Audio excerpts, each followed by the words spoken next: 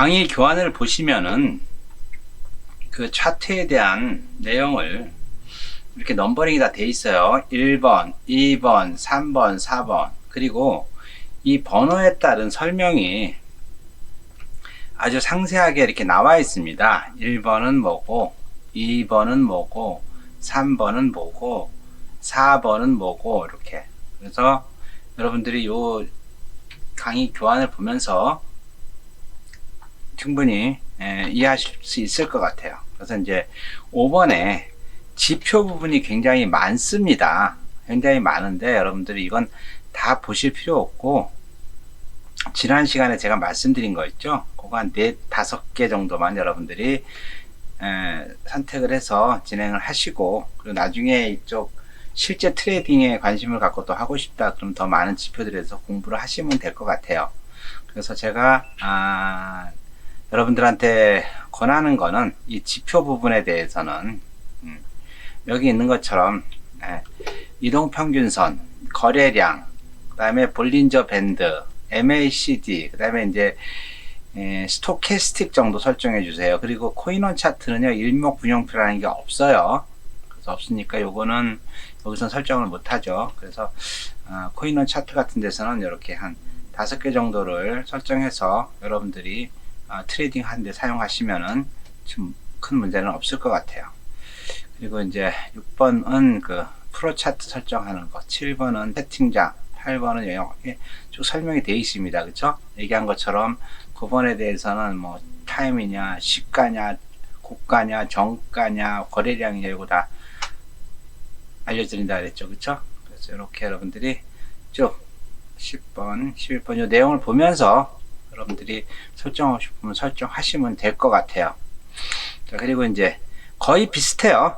어느 거래소든지 이런 코인원 같은 그 차트를 보여줍니다. 그래서 이제 업비트도 굉장히 잘 되어 있는데, 업비트 같은 경우는 일목균형표라는 게 있어요. 그래서 여러분들 그 코인원의 내 일목균형표에 대해서 너무 감동을 받았다. 그러면은 코인원 차트보다는 업비트 차트를 여러분들이 이렇게 보시면서 요거에서 이렇게 한 6개 정도를 설정해 놓고 트레이딩을 하시면은 큰 문제 없이 트레이딩 하실 수 있을 거라 저는 생각합니다. 이어서 주기별 차트 보는 법이라고 제목이 되어 있는데, 이건 뭐냐면요, 여러분들 이제 캔들 차트도 이렇게 있고, 그죠? 캔들 차트도 있고, 기타 뭐 볼린저 밴드도 있고, 뭐 MACD도 있고, 이렇게, 그죠? MACD 그 차트가 이렇게 있어요. 뭐 차트가 있는데, 이게 재밌는 게 이 분봉이냐, 시간봉이냐, 일봉이냐, 월봉이냐, 기간에 따라서 이 차트가 오르기도 하고 내려가기도 해요. 분봉을 볼 때는 오르고 있어. 근데 시봉으로 갔더니 떨어져. 그런 일 되게 많거든요. 그래서 그럴 때 어떤 차트를 보는 게 맞는 거냐, 그걸 알려주는 겁니다. 그래서 이제 기본적인 얘기는요, 숲을 보고 가지를 보는 게 좋다. 이게 무슨 얘기예요? 좀 기간이 긴 거를 먼저 보고 지금 기간이 짧은 걸 나중에 보라는 얘기죠. 그래서 이제 주가별 차트 보는 방법은 이렇게 설명을 좀 드릴게요. 일단 분봉, 시봉, 일봉, 주봉이란 뭐냐면은 캔들 차트는 하루를 기준으로 시작과 종료가, 최고가, 최저가를 나타내는 것이잖아요. 그래서 1분봉, 3분봉, 5분봉 요거는 뭐냐면은 1분, 3분, 5분 동안 시작가, 종료가, 최고가, 최저가를 하나의 캔들로 보여주는 것이 1분봉이 되는 거죠. 그렇죠? 그래서 1분봉이 3개 합치면 3분봉이 되고 5개가 뭉치면 5분봉이 되는 거예요. 그러니까 주간봉은 한 주 동안 변동된 가격을 하나의 캔들로 표시한 거고, 그죠? 그래서 일봉이 모이면 어떻게 되겠어요? 주봉이 되는 거죠. 그래서 분봉, 시봉, 일봉, 주봉 이렇게 표시를 하는데, 그러면 어떻게 활용을 하는 게 좋으냐? 내가 일봉은 올라가. 그런데 주봉은 떨어져. 그럼 어떻게 되냐 이 얘기예요. 그죠? 그래서 일일봉, 주간봉 활용하는 방법은 뭐냐면, 해당 암호화폐의 전체적인 가격 흐름과 전반적인 추세를 볼 때는 주간봉이나 일일봉을 봅니다. 그래서 특히 이제 암호화폐 매매할 때 일봉의 종가가 매우 중요합니다. 일봉이 2번 연속 떨어지면은 매도하는 것이 좋다. 무슨 말인지 이해 가세요? 일봉을 보고 있는데 일봉이 2번 계속 떨어졌어요. 이렇게. 저 빨간색이죠. 암호화폐는 빨간색이 갔었어요. 음봉이. 그리고 이제 15일 이동평균선과 15일 이동평균선 있잖아요. 이렇게 중간에 쫙 생기는 거 이렇게. 현재 가격이 이격을 발생하면 주가는 떨어진다. 15일 이동평균선이 있는데 가격이 굉장히 멀어져. 이동평균선하고. 그래서 15일 이동평균선 위로 올라갈 때는 여기에 이동평균선 올라가려고 하면은 매수하는 게 좋다. 일일봉 주간봉이에요. 15일 이동평균선과 50일 이동평균선이 만나는 점이 변곡점입니다. 그래서 요 15일 이동평균선과 50일 이동평균선이 이렇게 15일이 50일을 뚫고 나가면은 골든 크로스, 그러면 매수, 데드 크로스면 매도를 하는 게 좋다. 자, 일일봉, 주간봉 활용할 때 그렇습니다. 그 다음에 시간봉, 1시간봉 요걸 활용할 때는 어떻게 하냐면은 요거 이제 거시적인 관점에서 2시간봉은 추세가 살아있는지 죽어있는지를 볼 때 사용한다 그랬어요. 그래서 2시간봉이 급락한다.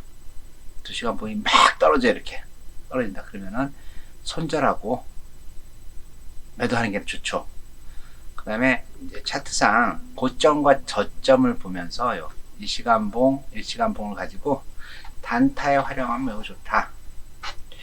근데 추세가 하락세를 보여도 50일선 이하로 떨어지지 않으면 내려가긴 내려가. 근데 50일 이동평균선이 이렇게 있잖아요. 그 밑으로 떨어지지 않는다. 그러면 어떻게 한다고요? 그럴 때는 매도하지 않는 게 좋다. 그리고 이제 15일 이동평균선과 50일 이동평균선이 이렇게 겹치면서 올라갈 때는 매수하는 게 좋다. 여러분들 이해되셨나요? 그 다음에 이제 30분봉, 15분봉.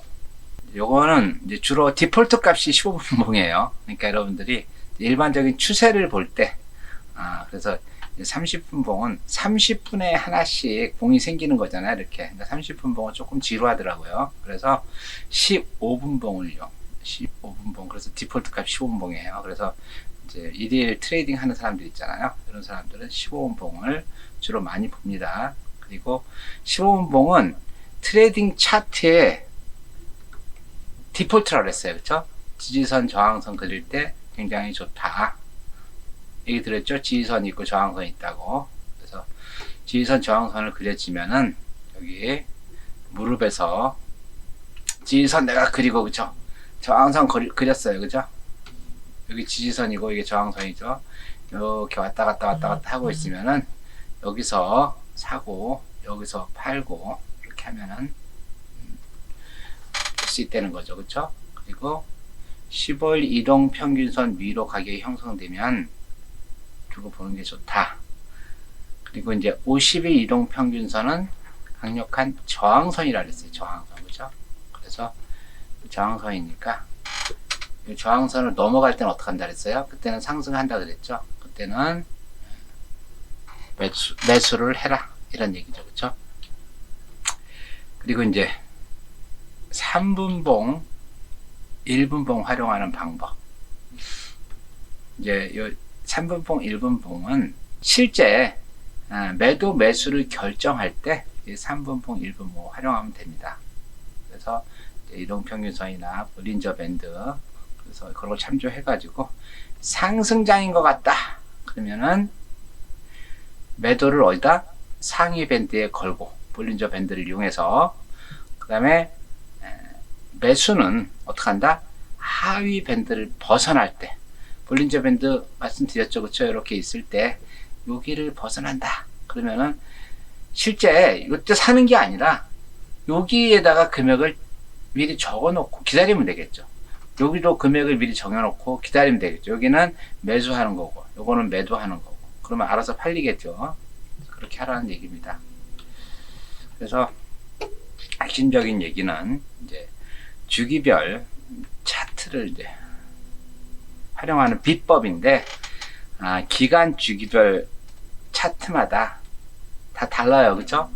그래서 어느 하나만 고집하고 보기보다는 각각 주기별 특징들이 다 있다 그랬어요. 주봉, 일봉은 장기 추세를 관망하고, 일시간봉, 일시간봉은 거시를 판단하고, 30분봉, 15분봉은 매수, 매도를 결정하고, 3분봉, 1분봉은 실제 매수, 매도 금액을 확정하면 됩니다.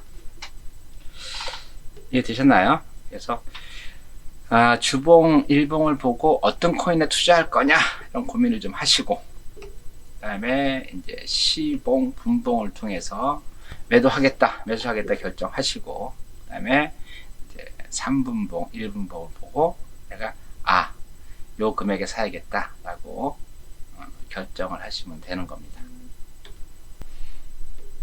이어서 포트폴리오에 대해서 말씀드리겠습니다. 지난 시간에 말씀을 드렸죠. 미래 주가는 신도 예측할 수가 없다. 그래서 미래를 예측하는 3가지 방법이 있다고 그랬어요.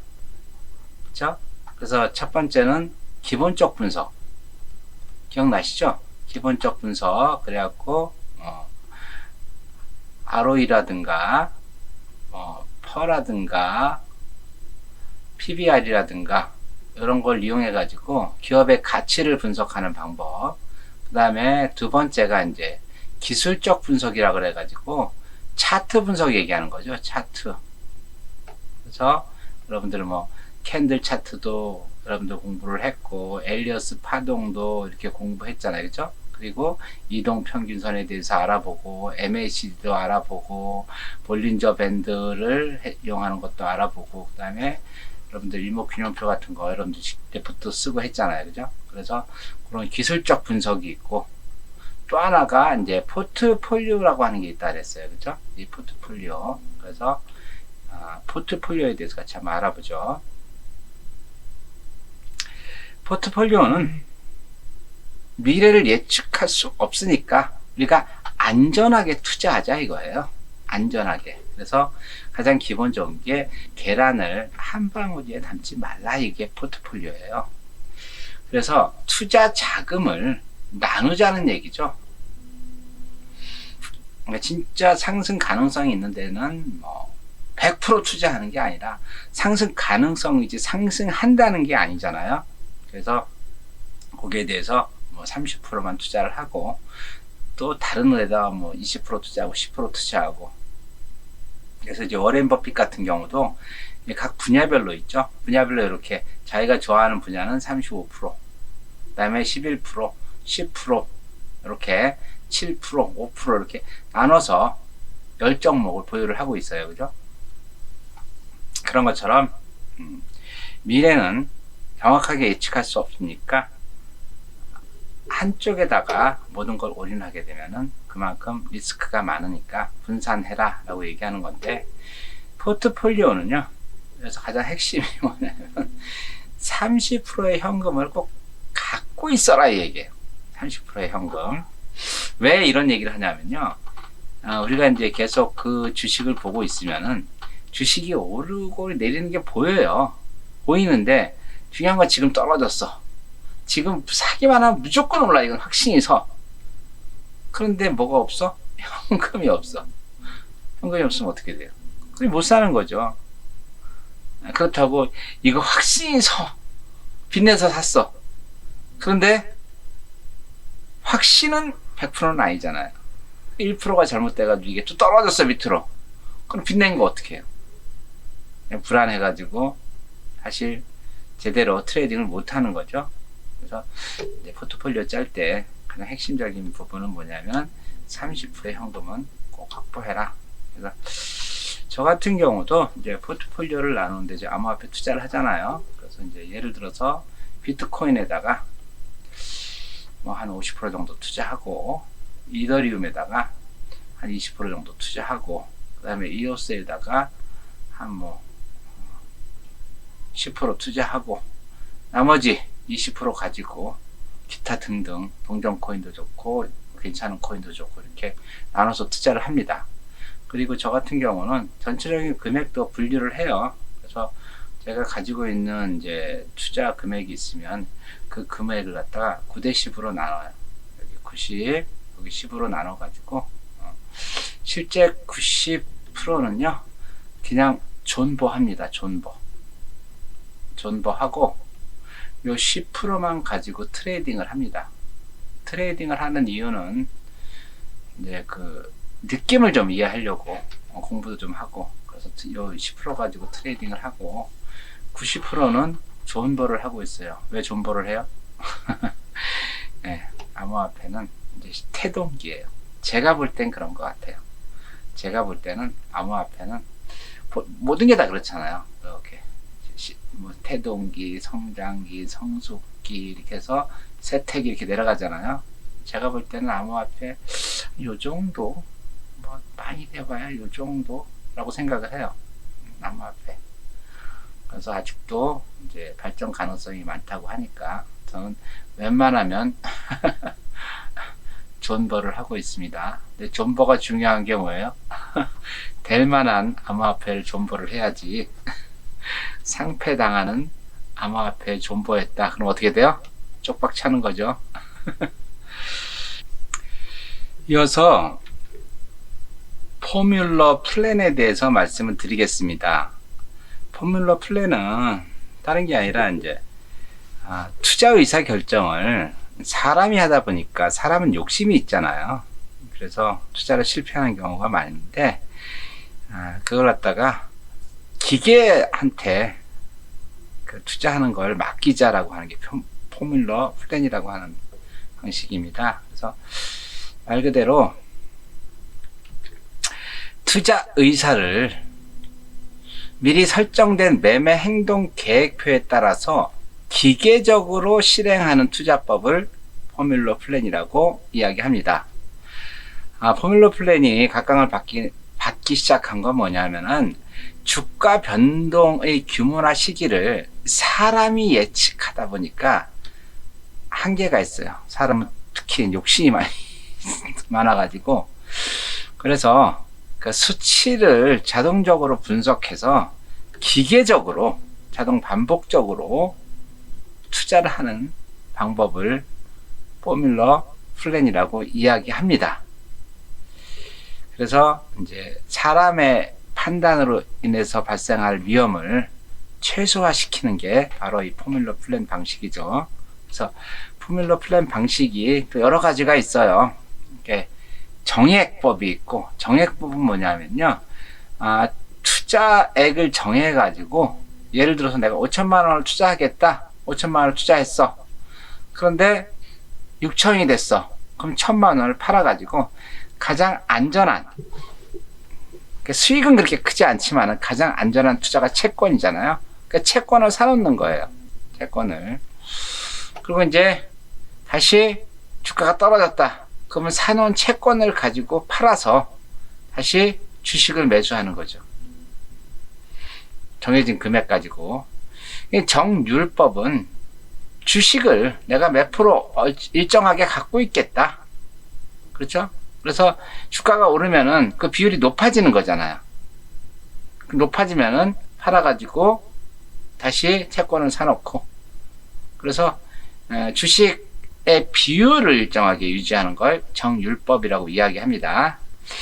그 다음에 이제 변동비율법은 주가 움직임에 따라 주식과 채권에 대한 구성 비율을 변화시키는 분산 투자. 예를 들어서 비트코인이 계속 올라간다. 그럼 비트코인에 대해서 비율을 조금 더 많이 주는 게 좋겠죠. 그리고 뭐 이더리움이 자꾸 떨어진다. 그럼 이더리움을 비율을 조금 낮추는 게 좋겠죠. 그래서 이렇게 변동 비율, 무지하게 고수가 돼야 되겠죠. 변동 비율법은. 자, 그리고 그래서 이제 이걸 하기 위해서는 변동 기준을 어떻게 한다? 나름대로 이제 추세선상을 그려놓고 중심선을 기준으로 해가지고 판단을 하면 되겠죠. 그 다음에 이제 제가 제일 좋아하는 예, 달러 코스트 평균법. 이건 뭐냐면요. 투자자의 정기 수입 가운데 일정액을 규칙적으로 정해진 주식에 장기적으로 투자하는 기법이에요. 저는 이제 암호화폐 쪽에서는 이 달러 코스트 평균법을 활용하라고 얘기를 많이 하는데, 왜 그러냐 하면요. 아까 말씀드린 것처럼 이 지금 암호화폐 시장은 이렇게 해동기 이렇게 올라가잖아요. 그죠? 지금 정액법이든 정률법이든 변동비율법이든 이런 것들은 지금 우리 주식처럼 이렇게 올라갔다 내려갔다 올라갔다 내려갔다 반복하는 데는 맞아요. 이렇게. 그런데 이렇게 일정하게 상승하려고 하는 이런 시장에서, 그리고 여기에 이쪽에 있을 때에는 정액법이나 정률법보다는 달러 코스트 평균법 계속 사놓는 거예요. 조금씩 사놓게 되면은 어떻게 돼? 사놓은 게 계속 올라가겠죠. 그렇죠? 그래서 저는 이 달러 코스트 평균법은 암호화폐 투자에서는 가장 좋은 방법이 아닌가 하는 생각이 들어요. 그래서 여러분들이 취업을 했다. 그래서 월급이 나온다. 그럼 월급의 20%는 암호화폐를 산다. 아니 월급의 10%는 암호화폐를 산다. 내가 월급 500만원 받았다. 그럼 50만원 가지고 암호화폐 내가 만들어 놓은 그 포트폴리오 가지고 비트코인 50%, 이더리움 20%, 이오스 10% 이렇게 해가지고 50만원 가지고 사놓는 거예요. 그냥 계속. 그래서 달러 코스트 평균법이 그렇고, 그 척도법은 일정한 주가 변화에 반응하는 매매 기법으로 내릴 경우는 예정 단가로 사들이고 오를 경우는 예정된 금액으로 매도하는 기법인데, 나머지 정액법, 정률법, 변동비율법, 척도법 요거는 실제 주식 시장에서는 좋을 것 같아요. 그런데 지금처럼 암호화폐 시장에서는 요 달러 코스트 평균법이 투자에 가장 좋지 않나 하는 생각이 듭니다. 이어서 암호화폐와 주식의 차이점에 대해서 말씀드리겠습니다. 자, 우리가 지금 계속 트레이딩이라든가 이런 지표는 주식에 대해서 공부를 했어요. 암호화폐 같은 경우는 역사가 얼마 되지 않기 때문에 그런 자료가 없습니다. 그래서 암호화폐와 주식의 차이점을 명확하게 아셔야지만 여러분들이 트레이딩 하는 데 도움이 될 것 같아요. 그래서 이제 제가 정리한 게 한 5가지 정도 돼요. 암호화폐와 주식의 차이점. 첫 번째는 암호화폐는요 1년 365일 24시간 하루도 쉬지 않고 거래가 돼요. 두 번째는 암호화폐는 상한가 하한가라는 게 없어요. 올라갈 때는 정신없이 올라가고 떨어질 때는 정신없이 떨어집니다. 그리고 암호화폐는 아주 좋은 게 가격 분할 매수가 가능해요. 내가 10,000원어치 살 수도 있고 50,000원어치 살 수도 있고 500만원어치 살 수도 있어요. 그리고 암호화폐라는 거는 우리 기본적 분석이라는 거 있죠. 기본적 분석, 퍼라든가 PBR이라든가 그런 분석을 할 수가 없다는 거죠. 그리고 가장 핵심적인 거는 주식은 선택이지만 암호화폐는 필수다. 이게 주식과 암호화폐의 차이점인데 요거에 대해서 조금 더 깊이 있게 들어가 볼게요.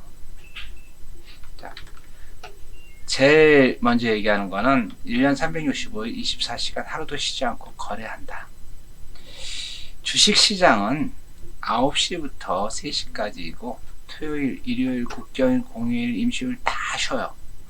그래서 주식에 투자하는 사람들 보면은 제 주위에도 이제 은퇴해가지고 주식에 투자하시는 분들이 있어요. 근데 욕심 안 버리고 하면은 한 연 15% 정도 수익을 낸다고 하더라고요.